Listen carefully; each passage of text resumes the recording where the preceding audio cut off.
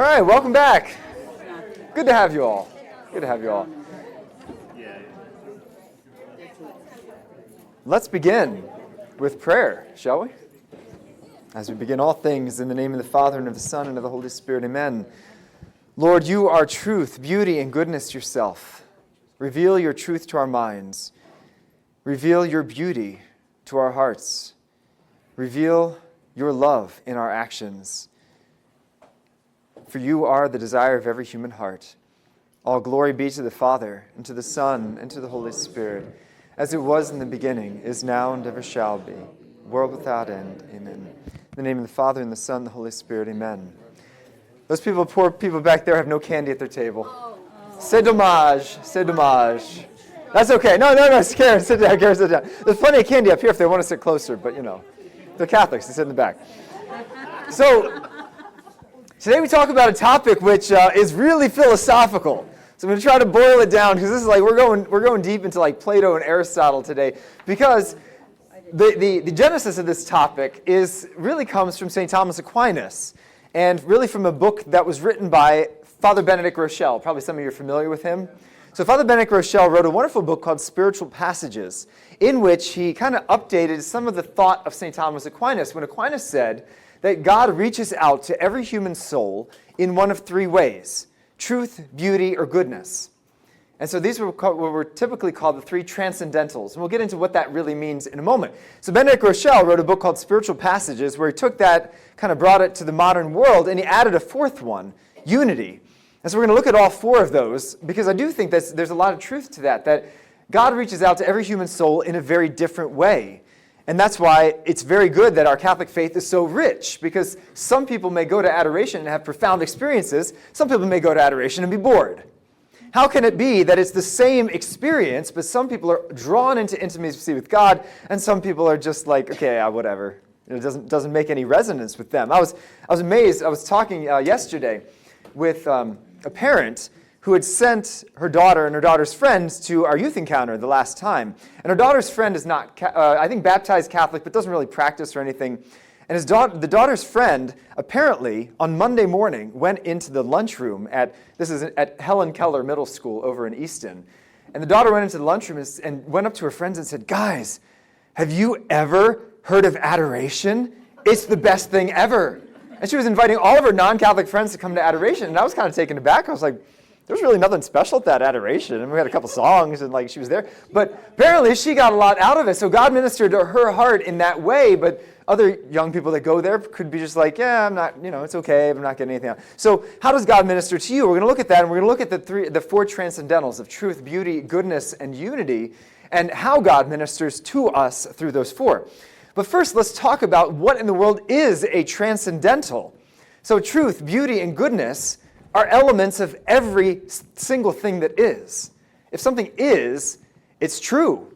If something is, it's beautiful in its own way. If something is, it's good in its own way, because it's better to exist than to not exist.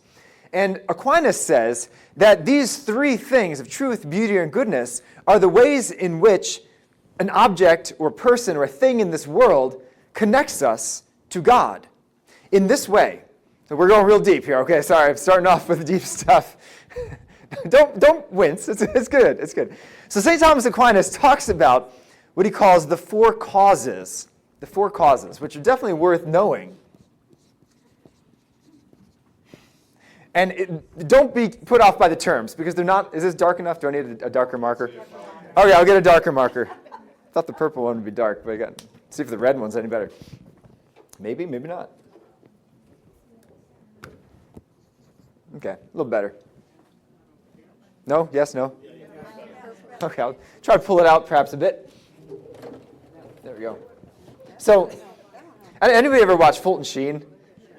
I can't use this marker, it's got to be dry erase. Those are regular. Yeah, so Fulton Sheen used to have his guardian angel erase the board, chalkboard. Nobody uses chalkboards anymore. So Aquinas talks about the four causes, which I think are very helpful. Don't get put off by the names of them, because they're actually very practical. Because the first one is called the efficient cause. Like, what does that mean?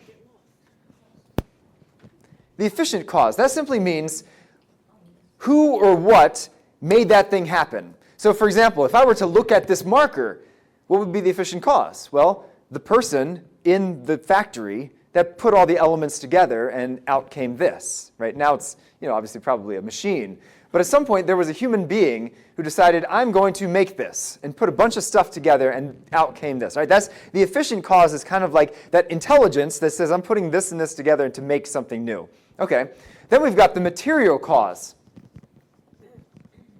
So in other words, this guy could have an idea to make a marker, but until you get the plastic tubing from China, and the, probably, right, and the ink from India or wherever else we get this stuff, right, then you can't make it. So you have to have the stuff out of which something is made. So let's say someone wants to make a pizza. All right, great. You have this idea. You are the efficient cause, but you need a material cause. You need the dough and the sauce and the cheese, right? So that's the material cause is the stuff.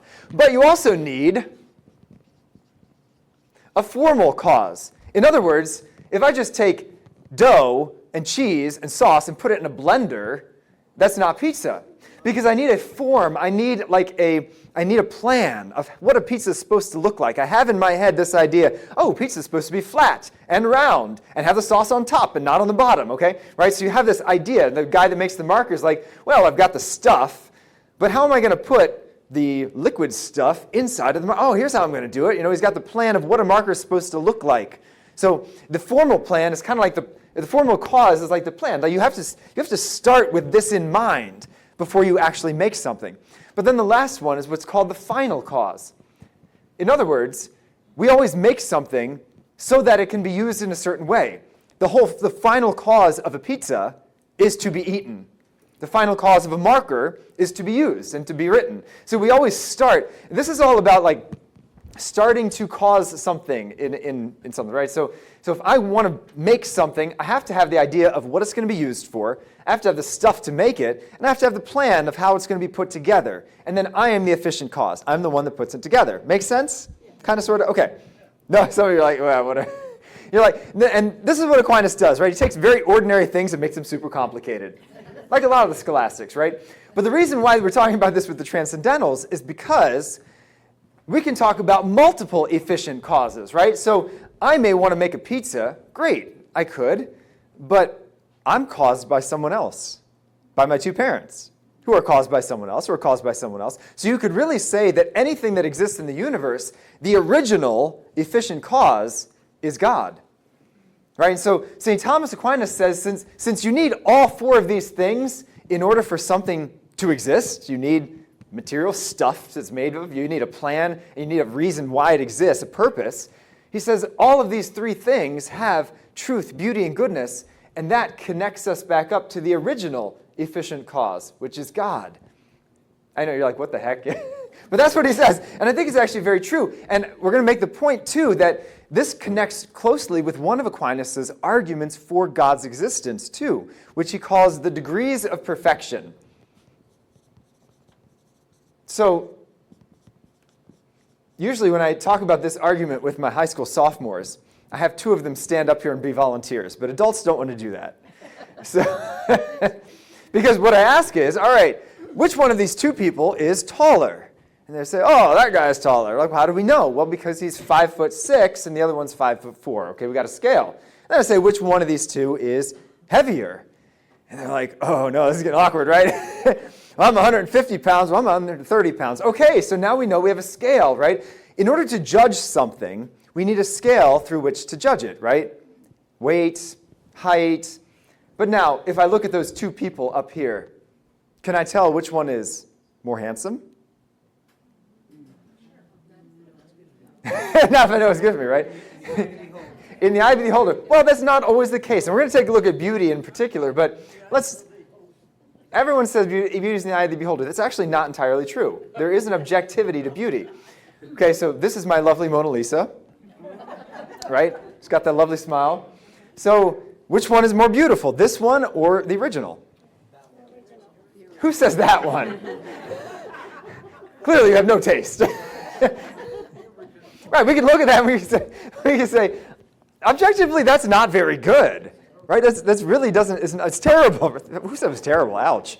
That hurts. That hurts. It is terrible, right? So if we can judge between that's more beautiful than that, But then what's the scale, right? Because if to judge height, we say, well, feet or inches. To judge weight, we have pounds or stones if you're Irish. That guy's 14 stone.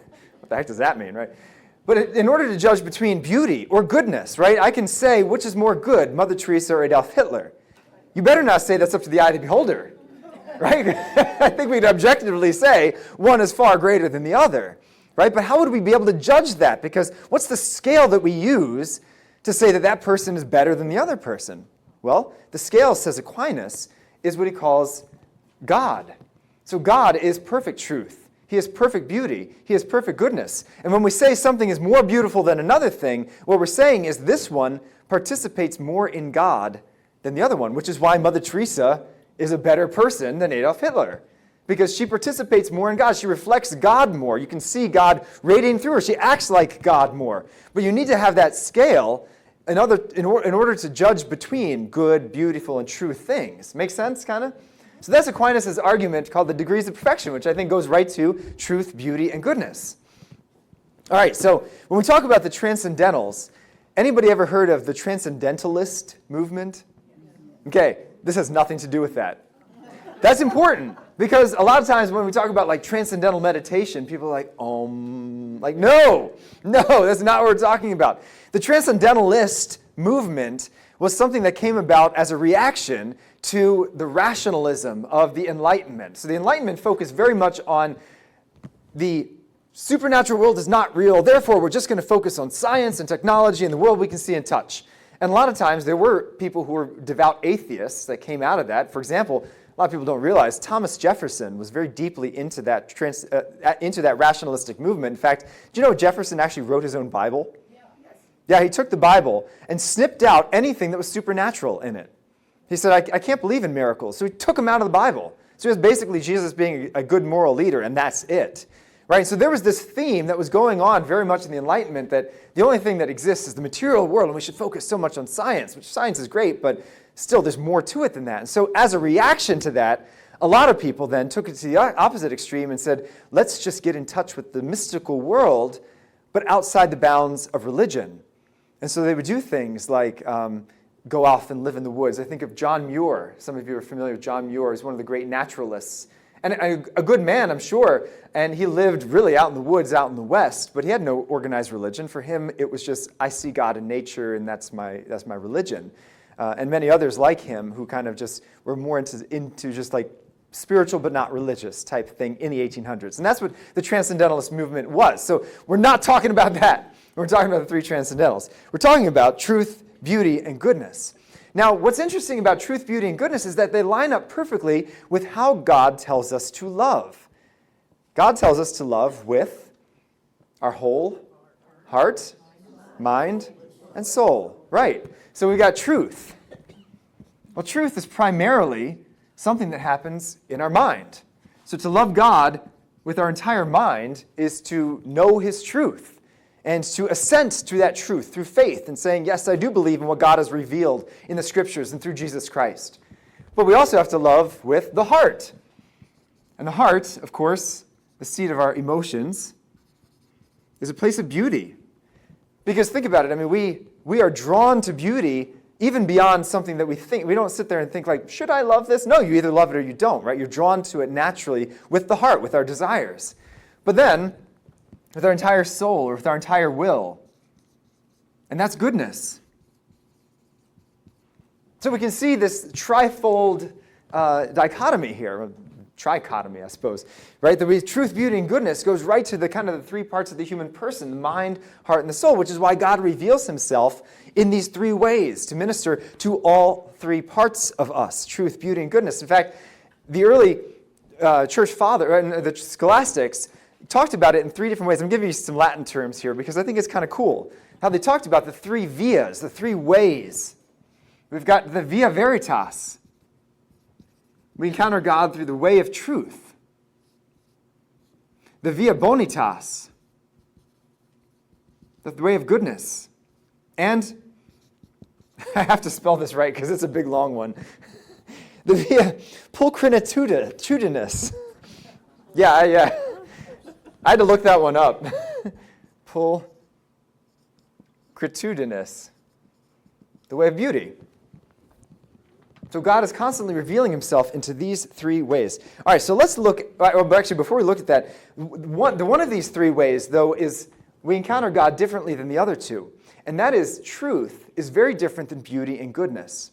In that, there's a difference between what we call inductive and deductive reasoning.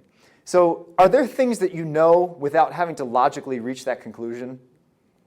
Sure. I know my mom loves me. I hope, I think. I'm pretty sure. Some of the time. But right, I don't sit there and think, well, let's see. She makes me meals. She put a roof over my head. She taught me, and she's always said she loved me, and she hugged me. So I must deduce that I am loved. Right? Nobody really sits there and goes through that, right? That would be deductive reasoning, is you kind of sit there and think, okay, principle A and principle B and principle C, therefore D must be true. Well, you don't do that with beauty and goodness, right? You don't sit there and look at the Mona Lisa or a statue and say, it's proportionate and has a nice color scheme and seems to be pretty well made and structurally sound. I must think that's beautiful. We don't think that way, right? So truth is very different, though, because truth is what we call deductive. There's a content to truth, right?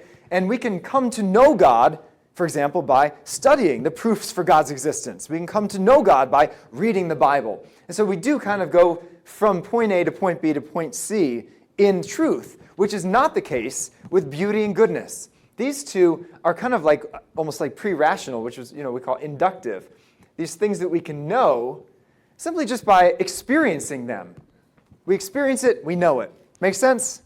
Yeah, it makes sense. Okay, let's start talking about truth, beauty, and goodness. Now, the challenge in talking about these three things is that they're all interrelated. Something that is beautiful, like that statue of St. Jude, is also true, and it's also good. So it's trying to pick apart these things and be like, whoa, how do we let's try to separate them in our minds? But we can.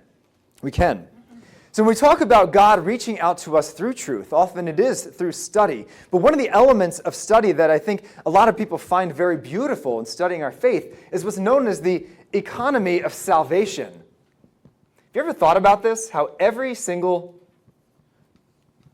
truth, this means that every single truth in our Catholic faith is related to another truth. It's a web. It's a web that you can't take one strand out of, right? Because, for example, think for a moment about, just take one item, baptism. Baptism's beautiful, but baptism doesn't make any sense unless you can talk about the Trinity. And the Trinity doesn't make any sense unless you talk about God revealing himself in Christ. But God revealed himself in Christ through the incarnation. But the incarnation was meant for the passion and death and resurrection. But the resurrection points the way to heaven. So we're talking about the four last things of our soul. So wait a second, I just went from baptism to the soul, to heaven, to the incarnation, to the passion, right? Everything is interrelated in our faith. And a lot of people find this as absolutely beautiful. And that's why we talk about the economy of salvation, how God often reaches out to people not through one isolated truth, but through the entire web of truths that goes together with Christ, which is why it's very difficult in today's world if you've ever tried to evangelize somebody and they try to hit you with a hot button issue, right? They're like, oh, why does the church teach X? Why does the church teach that, you can't have an abortion? Well, you're looking at one tiny piece of the web. But you need the entire web to understand that one piece, right? You have to first have a Christian worldview of understanding the nature and the dignity of the human person, the revelation of God, the gift of life, the gift of the Ten Commandments, our ultimate destiny of heaven, in order to understand that one piece. And without the rest of the web, that piece doesn't seem to fit. It's like you try to look at one puzzle piece and you're like, I can't make any sense of it. It's only when you put it in the context of the entire puzzle, you're like, oh, okay. That's why that weird, half yellow, half blue thing goes right there. Okay, now you can see where it fits in. And that's the economy of salvation, which I think is so important. And perhaps you've experienced this of when you hear something that fits in with that web of Catholic teaching, it resonates in your heart. Have you ever heard that? Like you've experienced, like you hear a sermon or read something in a book, and even though you've never heard of it before, you're like, yeah, that's true. It just kind of hits you like, yeah, that's right? You ever have that happen to you? That's because you have a gift at your baptism called the sensus fidelium. The sensus fidelium is the sense of faith. It's kind of like the truthometer that's put in every soul in baptism by grace. And if you are living in God's grace and seeking him, you will have a very strong truthometer, which is good because then you can also decipher error, right? I remember, for example, growing up, I went to a very strange parish. It really was very strange. Like the priest would get up frequently and talk about how women need to be ordained priests, like from the pulpit and all kinds of stuff like that. But I remember in particular one priest would get up there. He was really just a wacky guy. And he started off one homily by saying, the first question God's going to ask you when you get to heaven is, did you have a good time?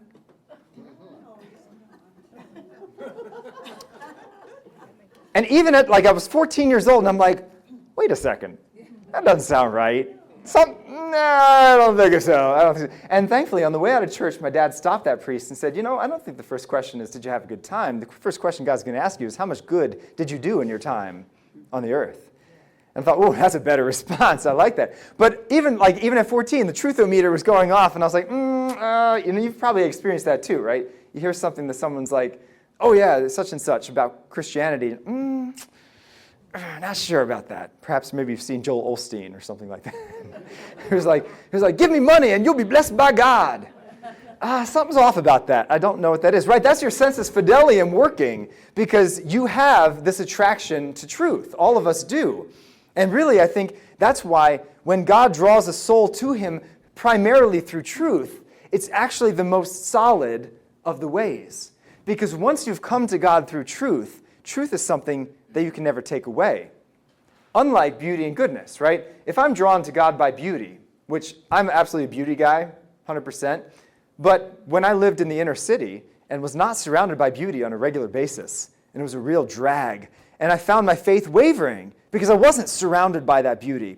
Or people, for example, that are very drawn to God by goodness and need a rich Catholic community, perhaps move to a new town and can't find that community, and all of a sudden their faith struggles, and they're like, God, are you real? Are you around? So if you're drawn to God by truth, though, you have the most solid way of being drawn to God because truth never changes. Right? Once you have the truth in your mind, you're not going to lose that once you're grounded in it. And I would say, it's funny when I ask people which way they're drawn to God, I think the majority of people tell me truth, but I'm not entirely sure that's true. But no. Right.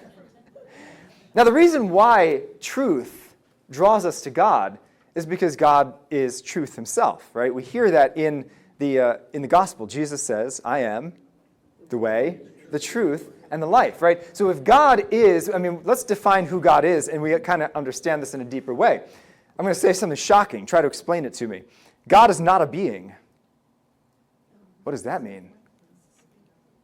He's not a being like us. He's everywhere.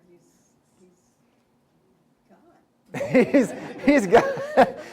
My mom would say, you can't answer a question with the same word as the question. He's God. Yes, right. So God is not a being. That does not mean he's the force, like from Star Wars, like just kind of like, that's not pantheism. But by saying God is not a being, what we're saying is that God is existence itself. God is existence itself. Whoa. What that means, though, is that anything that exists participates in his existence. So even whether you're looking at a tree, or you're looking at a cup of water, or you're looking at, a steel mill, because it exists, because it's held in existence by God, therefore, it must in some small way be something that can lead us to God because it is true. If it really exists and it is true, it leads us to God who is truth. But now, how do we go along this line of reasoning without falling into the trap of pantheism and thinking that everything is God? Is that tree God? Glass of water God? The factory God? No, but it was made by God. It's made by him. It was made by God, right? So this is kind of the challenging thing to wrap our head around, that God is the source of all existence, and God holds everything in existence, but God is not the same as something that exists. God is not the tree, but the tree wouldn't exist unless it existed in God. Does it make sense? Yep. It doesn't make sense to me. So you guys are better than me. But I think this is really important to realize that any sort of truth can lead you to God. In fact, I remember this great quote from Werner Heisenberg. I love his name, but also love the fact that he worked very closely with Albert Einstein. And so he was one of the great physicists that assisted Einstein in coming up with E equals mc squared. And Werner Einstein said this. He said, "The first gulp from the glass of natural sciences will turn you into an atheist. But at the bottom of the glass, God is waiting for you." That's really true. A lot of people dabble in science and they're like, "Oh, I'm a scientist, therefore I'm an atheist." Keep drinking. You will eventually reach the bottom. And when you reach the bottom, you realize that science, too, is based on mystery. Because science cannot explain a lot of deep things that we experience as human beings. And even in the material world, many things are totally inexplicable by science and will forever be so. So therefore, there is mystery. And when we reach the end of mystery, we've opened ourselves up to the possibility of God. And so there's no contradiction between a scientific truth and a religious truth. There cannot be a contradiction, because if God is the source of all truth, scientific and religious, then even science can be a way to draw people closer to God. For example, if you are a botanist and you study underneath a microscope the incredible intricacies of a human cell, just consider how amazingly densely packed that is. The genetic code running around on the nucleus, telling the cell exactly what to do. How can we not be amazed at seeing such a design that doesn't lead us to a designer? It must lead us to a designer to see that. We must be in awe, indeed, because I think to believe the opposite, that it merely evolved by just random chance, is even more far-fetched than that a God actually designed it. So truth, I think, is one of the clearest ways in which we can get to God. I want to tell a couple stories of saints who were led to God through truth. One of my favorites is St. Teresa Benedicta of the Cross.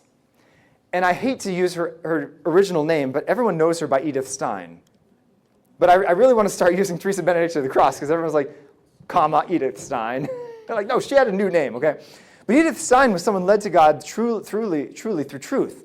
She grew up Jewish, from a Jewish home, and then when she started to study philosophy in college, she became an atheist.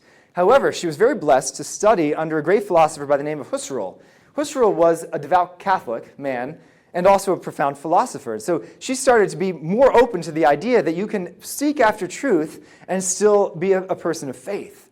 So a couple of things happened to lead her to the truth of the Catholic faith. First, she happened upon the autobiography of St. Teresa of Avila.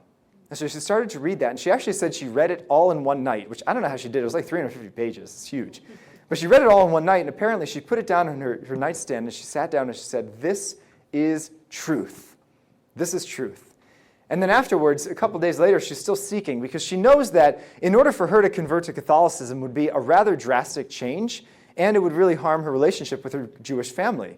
And so she's wrestling within her. So she stops inside a Catholic church one time, and she sees a poor peasant woman carrying a string shopping bag who walks right up to the front pew of the church, kneels down, and begins a silent conversation, moving her lips to Jesus in the tabernacle. And Edith, at the time, was so taken aback by saying, this woman really believes that she's having a conversation with someone, and that someone is listening to her. Even though I can't see this someone, she believes. And that was a revelation to her, that our Catholic faith is not just a set of propositions, but an encounter with a person who is truth. And from that point on, she said, yes, I have to be Catholic. There's no other choice. So she converts to Catholicism, and it was a great devastation to her family. And her mother had a big fight with her, and it was a real struggle, but they ended up still being on speaking terms. However, a little while later, she discerned that God was calling her to enter the Carmelites, much like St. Teresa of Avila. And this really blew her mother up. In fact, to the point that it was always customary when she would take the train back to the university where she was teaching, the train would go right past her family's house, and her mother would always stand at the picture window in the front, waving to her on the train. So that would kind of be their last contact. And during the last conversation, when they were in the house and they were talking, and the mother said, if you become a nun, I will never speak with you ever again. And she said, I have to follow God's will because I feel God calling me to this. I know the truth, and I must live the truth. And so she leaves on very bitter terms with her mother and gets on the train, and as she passes by, her mother's not there at the window and never saw her again. Because a very short time later, Hitler rose to power, and because of Edith Stein's Jewish background, now Sister Teresa Benedicta of the Cross, she was arrested. Now, the Carmelites tried to protect her. They said, why don't you go to Belgium? Why don't you go to a place where Hitler cannot reach? And she said, look, Hitler's going to reach everywhere, first of all, but secondly, I want to offer my life for my Jewish brothers and sisters.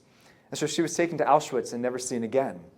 But she did offer her life, indeed, for the Jewish people to come to know the truth in Jesus Christ. And what a great inspiration of somebody who was vastly intelligent and came to know Christ through truth. And many other great saints did that. I think, for example, of Bishop Barron's not a saint yet, but Bishop Barron talks about his conversion experience happened when he was 14 years old. And he happened to be sitting in a class, a lecture, and he heard about the proofs for God's existence. And he said that he felt God's presence like he had never felt God's presence before because of the truth that he had understood about the Catholic faith. And he said from that moment on, there was never a doubt, and he knew that he had to give his life to Christ because God is real, and that was enough.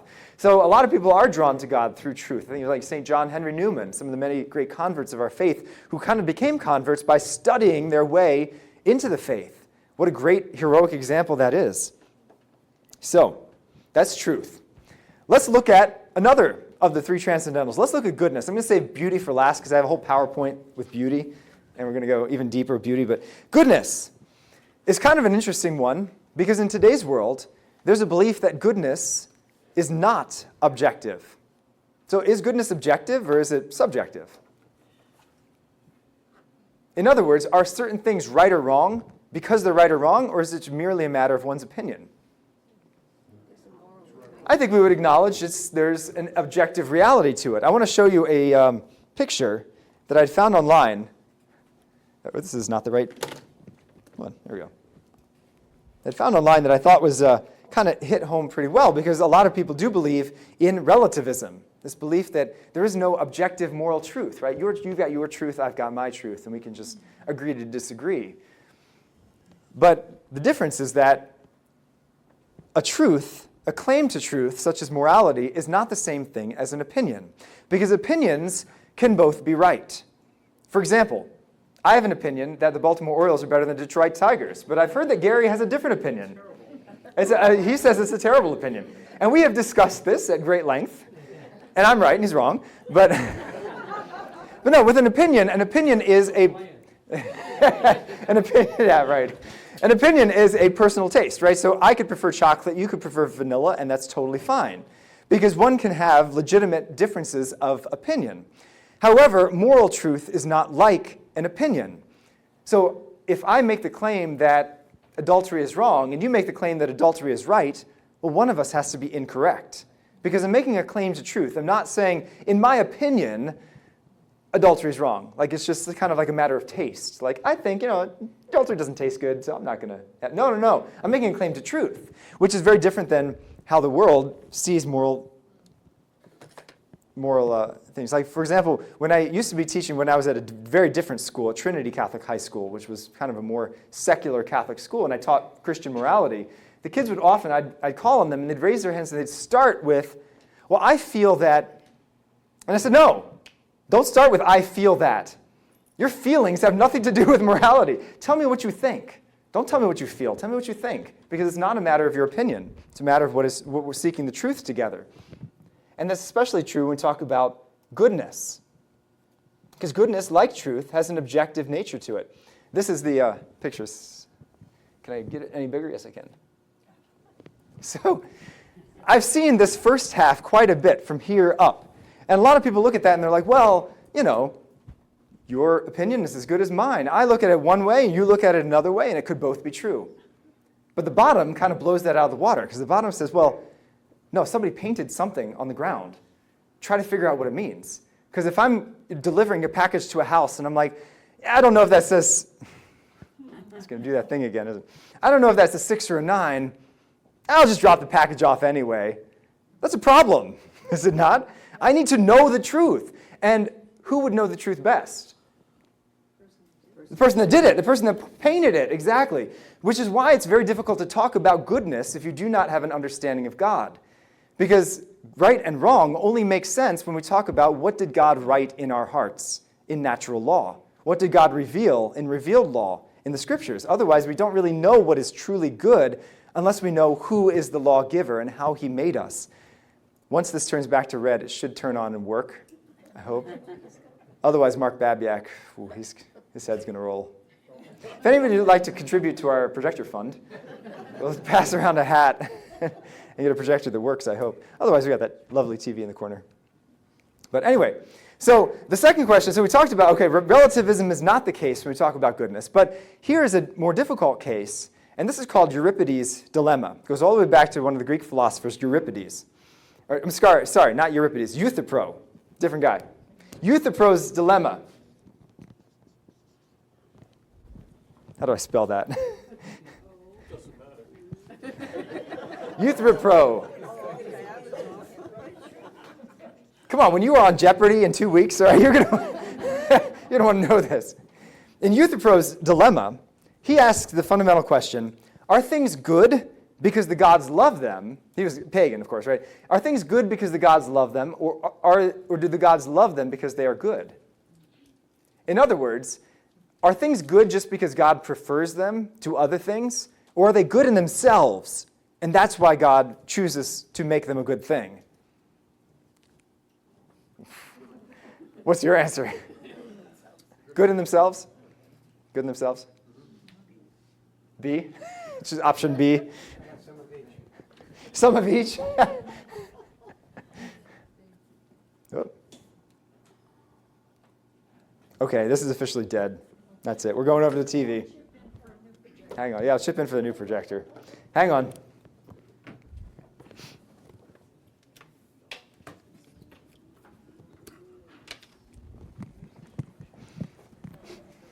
Ugh.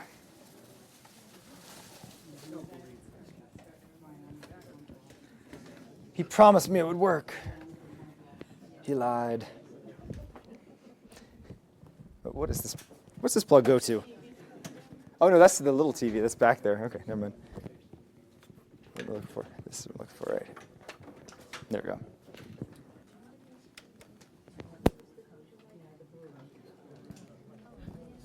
All right, that should work. Okay, so sorry for that delay. So the answer to Euthyphro's dilemma, there is an answer to it, and the answer is this. Things are good because God is good. Things are good because God is good. Anything that is good precisely because it participates in God's goodness. Oof. Because any moral choice that is good means that we are becoming more like God. So the answer is kind of a third answer, a third option. Like things are good because they participate in God, who is goodness itself. God is never arbitrary in his commands, and that's really important to realize, right? God could not sit there and command being like, eating turnips is a sin. I mean, maybe it should be. I don't know. It's not very good. But he couldn't command that because that's not intrinsically immoral, because eating turnips actually helps your body and therefore leads to your deeper flourishing. It's in accord with our natural law. It's in accord with how we were meant to function. Therefore, it's good. So God could not say something that is bad is good or something that is good is bad, which is why it's absurd for people to say, the church should change its teachings on X moral issue.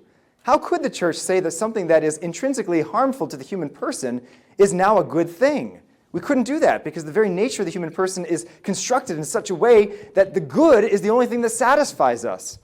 So to talk about how God draws us to good really is to talk about two things. In goodness, we look at, first, the moral teachings of the church can be a way in which God draws us. Even some of the challenging moral teachings are really powerful, immensely powerful, to say there is a height that we are called to, a height of holiness that perhaps is not the case in the rest of the world, right? I mean, think about, if you're a secular person living in the world, what's the goal of your life? Make money, have fun, and die. What an awful way to live, right? Make money, have fun, and die. However, to say that a Christian has a mission, a grander, epic adventure of trying to seek holiness in one's everyday life and being conformed to Christ, this is awesome. This is something that draws our hearts, and that's why the moral teachings themselves can be a way in which we are drawn to Christ. But even perhaps more powerfully than that is the examples of saints and living Christians can draw people to Christ.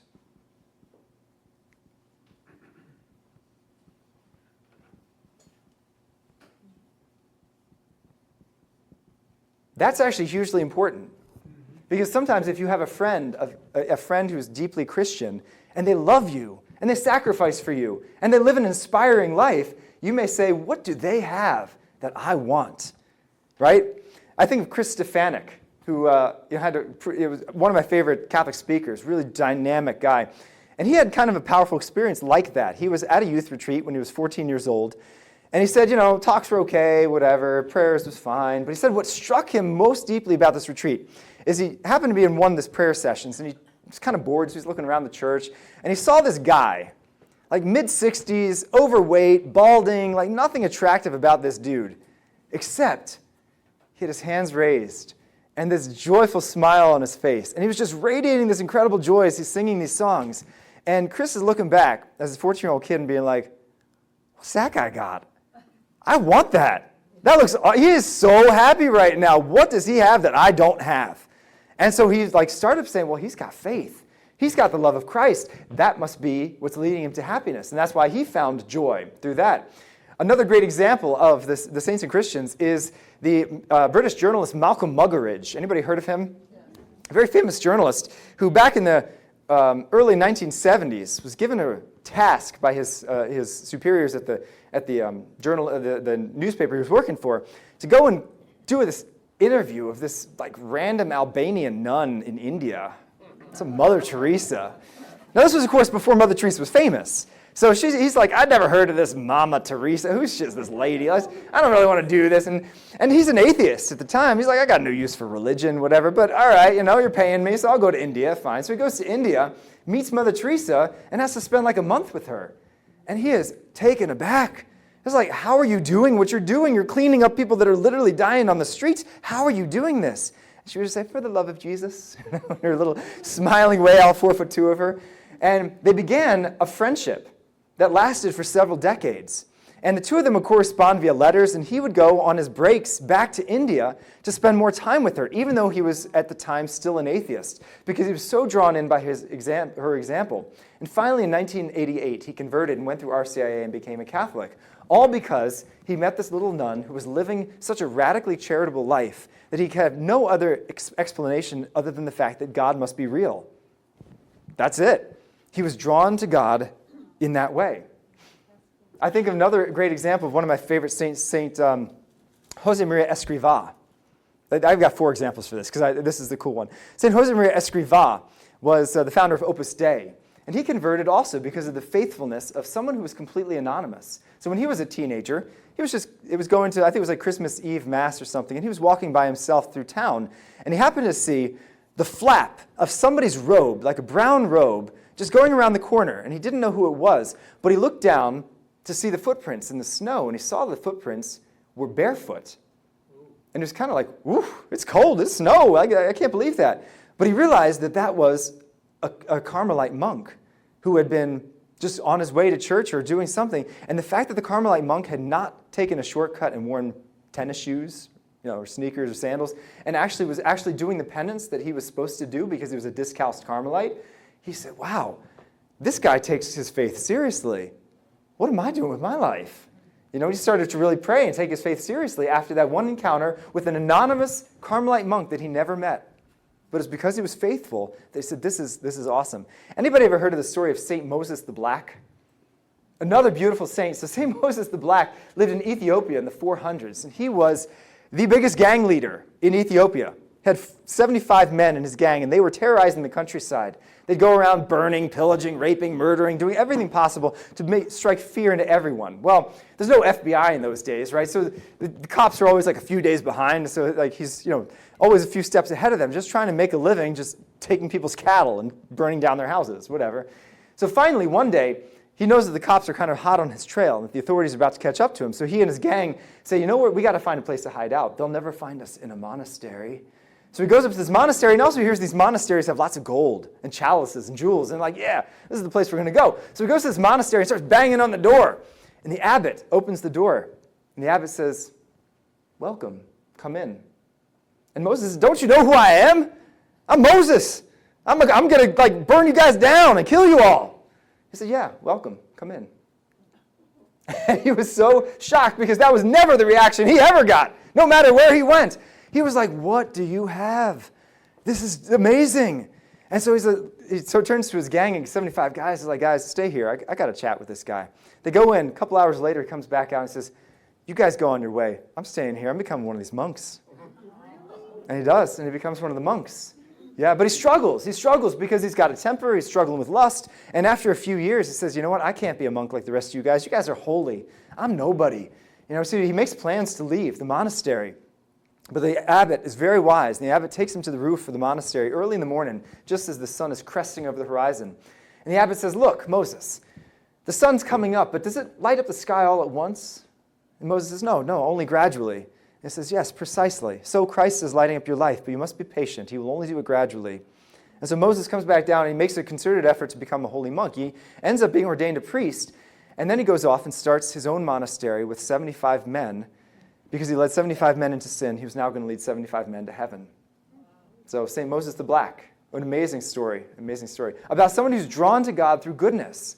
So goodness is a really pretty powerful way, right? Now, what does not draw people to God is niceness. And there's a big difference between being nice and being good/holy, right? There's a great scene from Matthew's Gospel, Matthew 19. You can check it out if you want, Matthew chapter 19, verse 16, where the rich young man comes to Jesus, right? And he says, good teacher, what must I do to inherit eternal life? Okay, good teacher. Well, what is he recognizing in Jesus? Not that Jesus is just a nice guy, but that he's partaking in God's goodness, that there's a holiness there that's not common. Because a lot of people think, St. Francis of Assisi said, preach the gospel at all times, if necessary, use words. No, he never said that. That's not the case. There's never any record of him ever saying that. That was attributed to him later on. And although I like the sentiment, at the same time, the reality is holding the door open for someone is not evangelization. It's not. I mean, it's nice. It's great. You should do it. Definitely, it's kind. But what we're talking about that draws people to God is a radical holiness, something that's so countercultural and so unique because a pagan can be nice. A pagan can hold open a door. But only someone with Christ dwelling in them can go and pick up a dying man from the street and give him his own bed. Right? That's what Mother Teresa does. So holiness is different because holiness is, as the great Christian song says, Christ in me. And that's the kind of goodness that draws people to God. So, all right, shall we turn to beauty? Let's turn to beauty because beauty is awesome. But this means that this TV has to work, so hang on a second. I pray it does. We're not hooked into the right hookins here. Where's this going? Where is this going? Nowhere. Let's get this. It says HDMI 4. Okay, 4. That's good.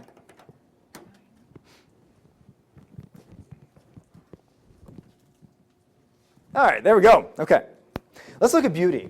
Oh my gosh, it's 7:50 already. I'm so sorry. This one could get a little controversial because we're going to take a look at some art and see if you think it's beautiful. So, who said beauty will save the world? Take a guess out of that group. Beauty will save the world. Who said that? Oh, sorry. Was it Pablo Picasso? Was it Pope John Paul II? Was it Dostoevsky? Was it Aristotle? Or was it Leonardo da Vinci?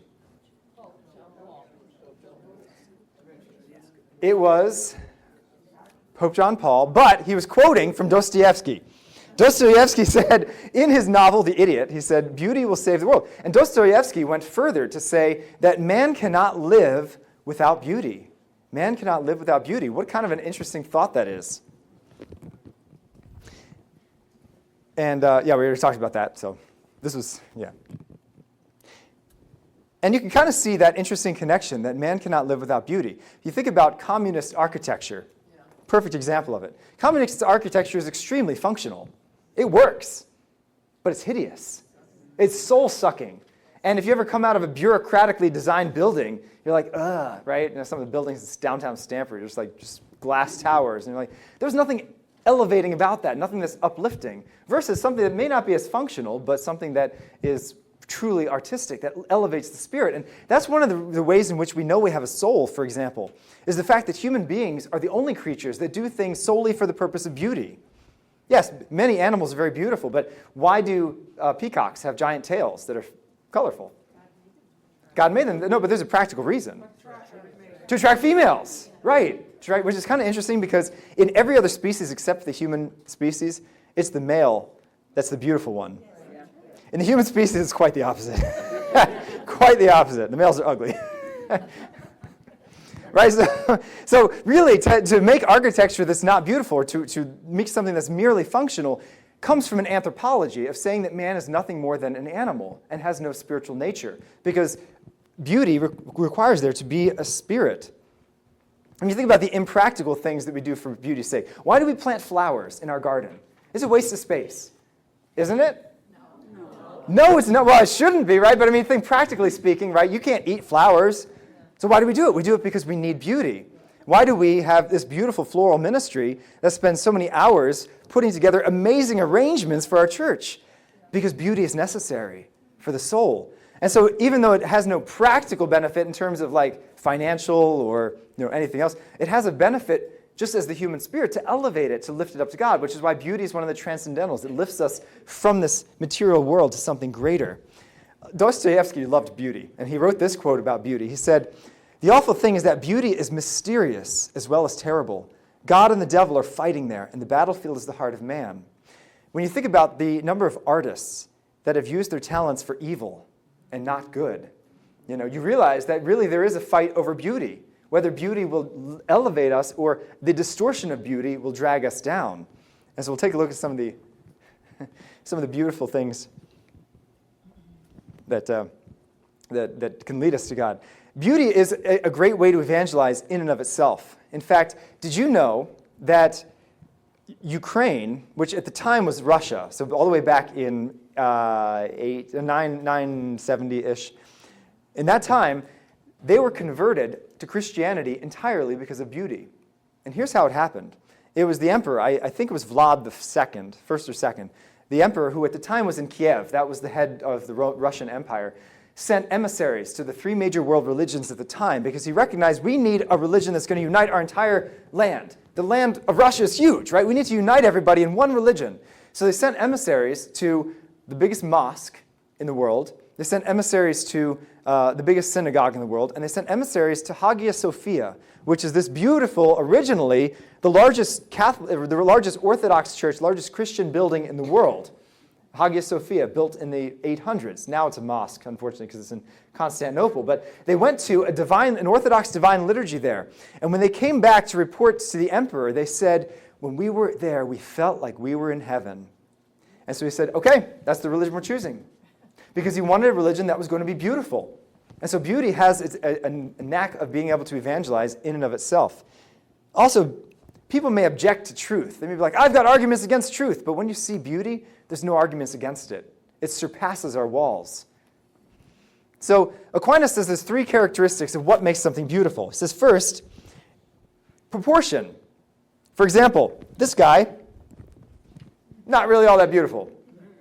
Gigantic ears, right? Now, this is a photoshopped picture, okay, so it's not making fun of a real person. But you see something that's really out of proportion, you're like, oh man, that person has a nose that's 3 feet long. That is not beautiful, right? That takes away from it. It's got to be proportion. Beauty also is clarity. We should be able to understand what it is. So for example, that is not beautiful. I don't even know what it is. Some of you are looking like, what the heck is that? I have no idea. It's like a scream, but like a ghost. I don't even know what that is. Right, so it should be understood. So for example, like the screamo, music that's like, ah, you don't have any idea what they're saying. It's not beautiful. There's nothing beautiful there. And beauty should have integrity. In other words, it shouldn't lack what needs to be itself. Like this guy is not beautiful. He's lacking a nose. It's Voldemort. He's lacking a nose. Right, so you look at that and you say, that's not beautiful. Right, so those are the three things, clarity, integrity, and proportion, that makes beauty what it is. So is beauty, yes, please, George. But aren't you evaluating this on your thinking and not a fixed scale? This goes to the next point, yes. Is beauty only in the eye of the beholder? Is it objective or subjective? The answer is both. Both. Here's what I mean. Beauty, like goodness, really more like goodness, is a spectrum. For example, like Mother Teresa is like over here. She's super holy.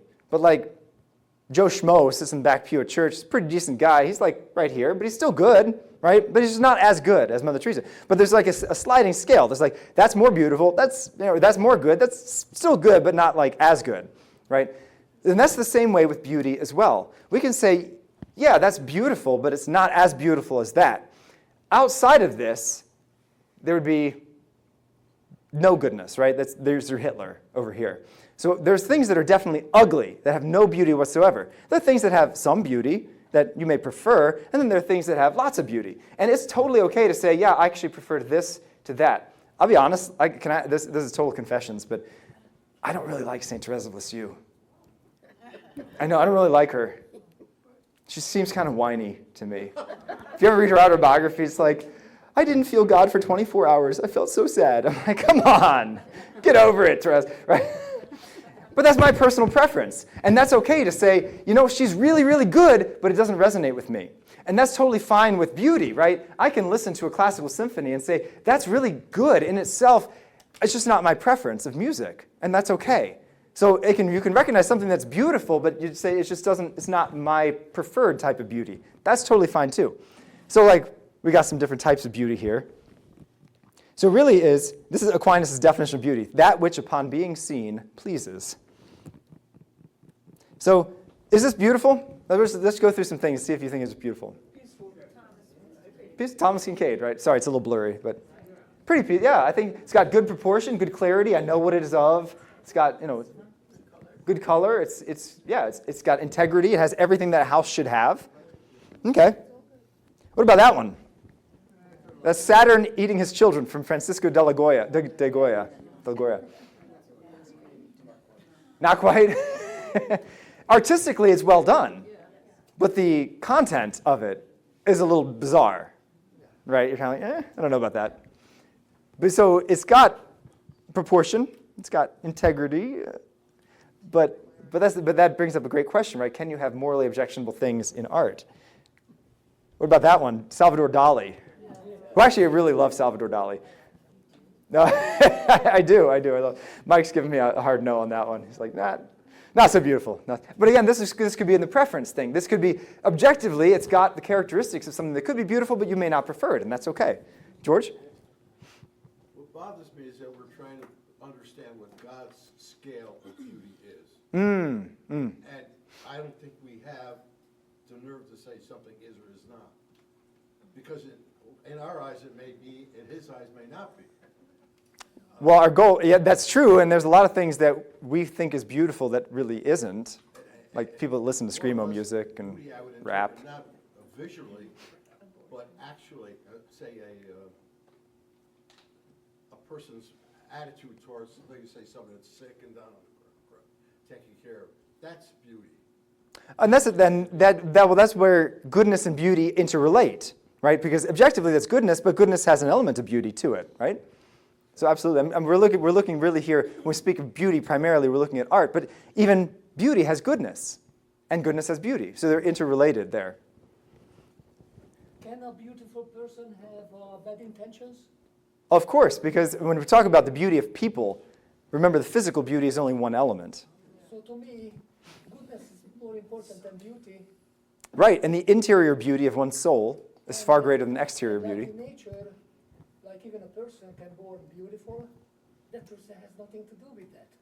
That's how he was born. That's true. That's true. But goodness, we can form. Yes. We can be good if we want to be. Yes, that is true. And yeah. therefore we have to do something for it. Right.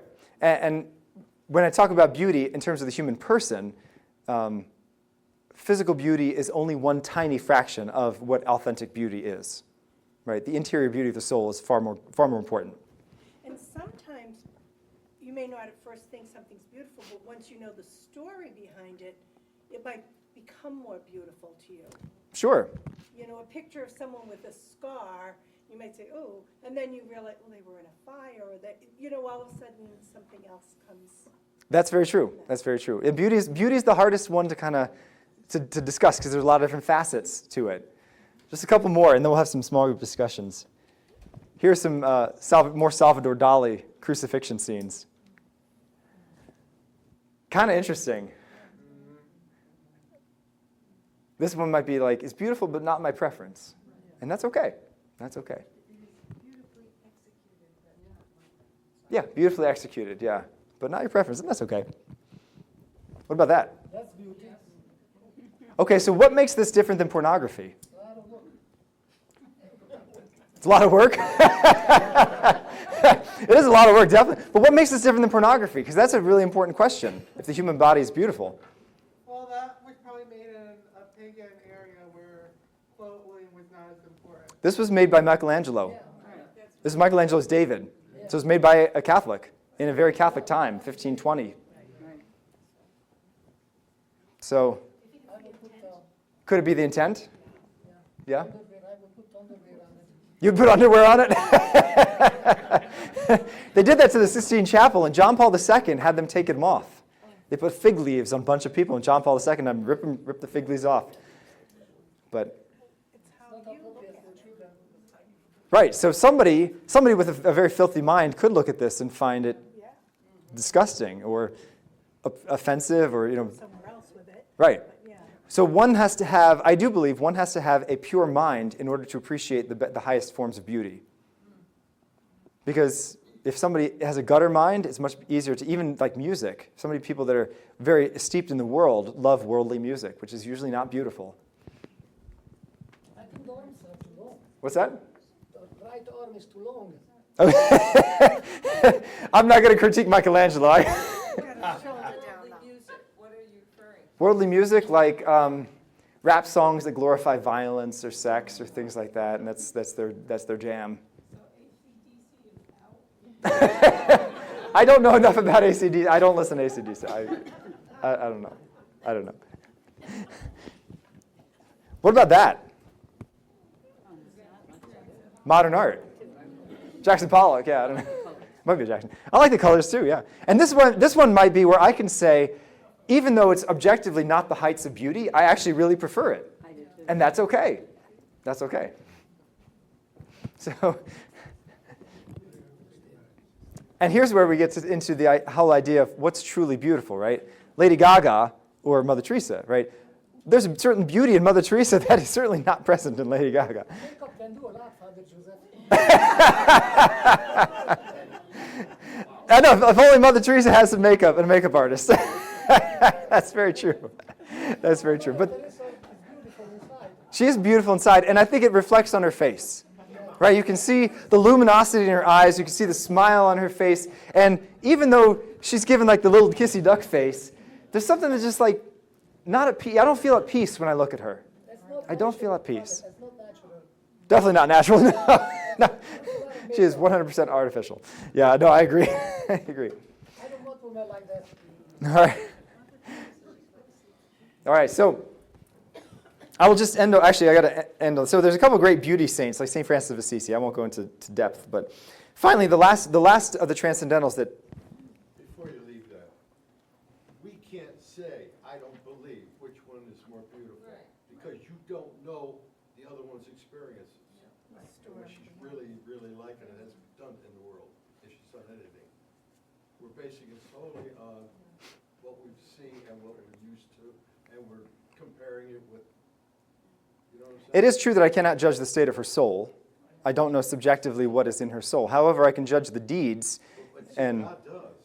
God does, absolutely. If he was gonna pick which one was the more beautiful, he would know, we don't. I disagree. I disagree that we cannot know beauty. We can know beauty because, remember, beauty is intuitive, inductive. It's not deductive. I don't have to sit there and think, is that beautiful? It's something that you feel immediately. When you encounter beauty, you know it. It's just kind of like, oh, that's beautiful. Sure. But the experiences are because God wrote that in our soul. Right?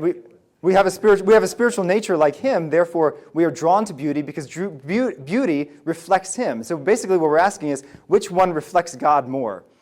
And if I'm drawn to it immediately in the depths of my soul, knowing that there's goodness and truth there, then I can have confidence that is beauty. So that we can't do that ourselves. What we think is beautiful is, whether it is or is not to someone else. To a point. But that's where the preference comes in, right? things can be objectively beautiful, and I can say they're objectively beautiful because they meet Aquinas' criteria. They're clear, they're integral, they have proportion. It's a beautiful song, it's nicely done, it's well executed, but it's just not my preference, and that's fine. But listening to jackhammer noise, I think we would all agree, is not beautiful. That's ugly. And if anyone said that's beautiful, I would make the argument that you're wrong. It's not beautiful. Because here's why it's not beautiful. Because it doesn't have clarity and it doesn't have proportion. It's not something that elevates the human soul. It doesn't participate in God. But again, it's inductive, right? But I hear what you're saying, and this is why it's very controversial as to whether or not beauty is subjective or objective. And going off Aquinas, I would say it's primarily objective, but there can be preferences within it. My opinion, between the two pictures, Mother Teresa, I don't think she cared much about how she looks. She cared about how much she did for the poor. I think so. And, That's why she didn't use makeup. Before the first Iraqi war broke out, she wrote a letter to President Bush and back then a leader of Iraq, I forgot the name. Gorbachev or something, yeah. Not to have the war. Yeah. And when I remember seeing her talking in the UN, that speech, what she gave, is absolutely... Oh, she's an incredible person, incredible human being. Absolutely. She's out there for fame, money. Yeah. She didn't care much about the money. Mother Teresa, they gave them a Nobel Prize, Mm-hmm. $25 million. Well, she gave the money to the poor. Right. Yeah. Mm-hmm. So amazing soul. beautiful. So, yeah, we need to move on. I'm sorry. But go ahead. Yeah. Well, isn't there beauty in the truth of art? Art sometimes looks maybe not that attractive, but there's a truth that they're trying to convey. Right. And there's beauty in that. Yeah. It's hotly debated as to whether or not art can show evil without glorifying it. And I think it can be done, but it has to be done very well by somebody who's a tremendous artist to be able to show something evil. For example, a novelist whose main character is a totally corrupt, evil person, but also shows perhaps a redemptive side, and there's a redemption at the end, and you're like, okay, that was really beautiful. But it was graphic getting there. So yeah, I mean, God certainly brings beauty out of the mess of our life, the mess of this world. So finally, there's one last one that I have to cover real quick because I think a lot of us may be called to God in this way, and that's unity. What that means basically is that life's a mess, and we have a longing for home. That's what that basically means. God is the unifying factor of our life. I remember I had a friend convert to be baptized. He had been married to his Catholic wife for 20 years, and she prayed and prayed and prayed. And finally, he was baptized. And I asked him, like, Todd, why did you get baptized? And he said, well, because the world's such a mess. I realized the only thing that can bring the world to sanity is God. That's unity. It's like basically that God is the unifying factor in the mess of our life. And another young person I worked with for confirmation class who went from 0 to 60 in the spiritual life, wasn't praying, didn't have a relationship with God, and then all of a sudden started praying. So I pulled him aside one day and said, Matt, why are you suddenly on fire with Christ? And he said, something I'll never forget. He said, I felt like I was living my life half asleep, and now I'm finally awake. I was living my life half asleep, and now I'm finally awake. So it's kind of like you have a meaning and a purpose in your life when you have this unity. It's like he is the unifying factor, and the rest of your life is disparate and crazy, but he is the unifying factor. A great saint who lived that out real quick, because he's such a cool saint, Venerable Matt Talbot. Anybody ever heard of him? He was an alcoholic when he was 12 years old. So he had to go to school. He lived in Ireland, and he had to go to work after 6th grade, and he started working at a shipyard unloading bottles of beer. So what did he do? He sampled the wares. He started drinking it. And so he's a full-blown alcoholic at 12 years old. And throughout his teen years and into early 20s, he was such an alcoholic that he would be dirt poor. And constantly he'd be hanging out with his friends, and his friends would go to the bar, and he'd have to bum some food off them, bum some drink off him. So one day, finally, he was in his late 20s, and he was so desperate for another drink that he stood by the door of the bar. And as his friends would go in, hey, can you spare $5? Hey, can you spare $5? And finally, they were so fed up with the fact that he was a total mooch that they're like, no, forget it. Get your own drink. And it shook him awake, and he's like, is this who I've become? Like this beggar just to get another drink? And he realized, I need help. But there was no Alcoholics Anonymous in those days. And so what he did was he made a beeline directly to the nearest Catholic church. And he knelt down and he said, God, I can't take this away. I can't control this, but you can. So bring order out of this chaos in my life and help me to break free from this addiction. He lived about 20 more years, and in that time, he was a daily communicant, started praying for an hour a day, fasted, did great penances, works of charity, and it was really by sheerly the grace of God that his life got out of the gutter and into holiness. And so now he's venerable because he found that God was the unity that was going to bring sanity out of the insane life in which he was living. And so perhaps some of us are drawn by perhaps our life is chaos, or maybe we just feel unsettled here on this earth. We're like, there's got to be something more. What is that something more? And that something more is God. That's how God draws us sometimes as well. So we're going to break into some small group discussions, but focus on the ways in which God has drawn you, because you are drawn in one of the three ways primarily. Now, all of us, since God is truth, beauty, and goodness himself, when he comes to us in all three ways. But in which way are you more strongly drawn? That's what we want to kind of discuss here. And so here's your discussion questions.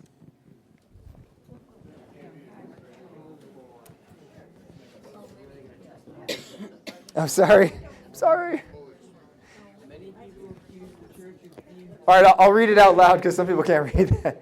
Many people accuse the church of being too wealthy and thus compromising its mission. They say that the church should sell off its artwork and treasures to give money to the poor. Just be simple. What is your opinion? Catholic Church has the biggest... No, discuss at your table. Discuss at your table.